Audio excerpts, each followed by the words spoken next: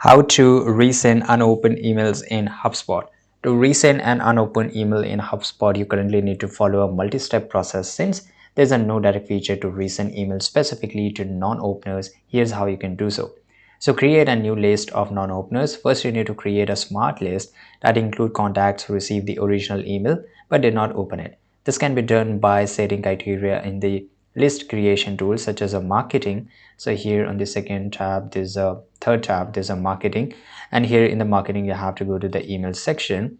Now once you go to the email section here, so here let's say I will just create a new one, a regulated automated. I can't do this because it's a paid one, but if you have the paid HubSpot, then you can do so.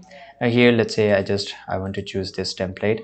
I'll just go to the the best shortcut method which is available here.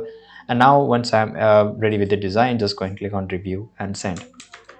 Now here in the contact received but did not open the email. So here you have to go and check the data, each and everything, right? And once you do this, since HubSpot does not allow you to resend the exact same email directly, you will need to clone the original email. You can do this by navigating to the sent email, right? So here you can see sent or schedule, and here you can just go and check all this data which you have already sent, right? You want to resend and use this clone option. After cloning the email, go to the clone version and select action and send to more, right? And here you can choose your newly created list of non-openers as a recipients, right? Ensure that you check this option that prevents sending the email to those who receive it originally. HubSpot has a built-in feature for this which will automatically exclude this contact from receiving the clone email again.